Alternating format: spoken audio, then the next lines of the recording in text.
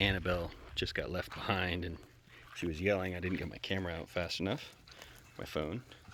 But you'll notice that she's got little bitty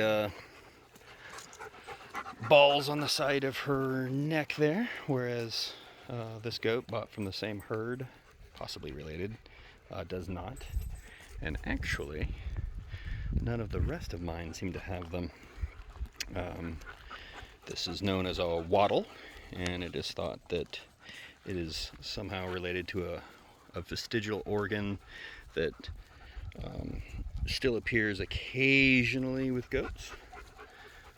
Didn't find much more information than that on it, but it just kind of gives them a little bit more of an interesting profile. Since I'd never had that on any of my goats, if you see. Hey, leave PCs alone. None of the other ones have it. And that's not just the ones that are over here. That's none of them. None of my goats have them, and none have. So she gets to be the first there. Although one of my goats in the past had interesting things. In her case, wow, that was not very graceful.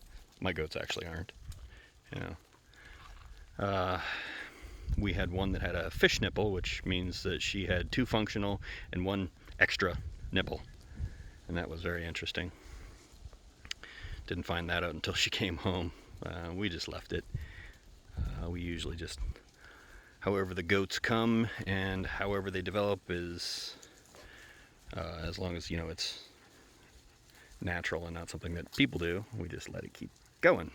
So we don't remove horns, we don't trim off vestigial organs, and I don't have a hippy dippy reason for that. I just like to have my goats as goats. They're not really show animals or anything.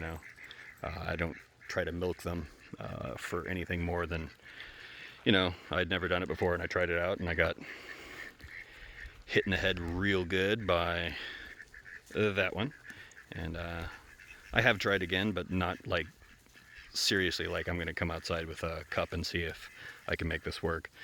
People that do get serious about doing stuff like that usually have some way of restraining the goats so they don't get tapped. And a lot of times the dairy goats are disbutted, which means they remove the horns before they become horns. And, I could probably see wanting to do that. You catch a horn like Meep has in the eye, and I would have one eye right now. So nothing against other people that want to do that, but I sure as heck don't want to. They're pets. They have a purpose. But that's pretty much the end of it at this point in time. Although if I got to the point where I had too many goats to feed them naturally on the land, I'd probably sell some. But, oh, hey you. That's kind of how our goats go. And I like to let them out up here. I haven't done it much lately because I've been really busy with school, but I'm trying to have kind of a relaxing enjoy myself day. And one of the things that really works for me is letting my goats out and following them around and seeing what they do. It's much better than watching TV most of the time. I don't think I could do it for a living. But as kind of a hobby, absolutely.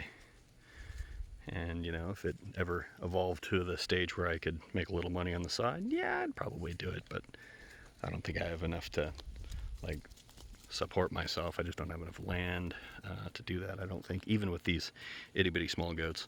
Although, if I watered and really got serious about even just keeping my lawn alive, which I haven't. It's winter, I usually let it go dormant, but usually we get some rain around now, and it pops back to life without a lot of effort on my behalf. And it's actually been so dry that this is a oleander. It's exceptionally drought tolerant and grows in areas that are supposed to be almost as dry as where I am. And you can see it is very stressed. I should probably do something about that. Let's see. And I'm not actually sure what this guy is supposed to be. It's definitely a citrus plant, and it is even more stressed because those things really need a lot of water. So actually I should probably turn the video off, drag the hose down here, and water the heck out of this thing. Yeah, let's do that.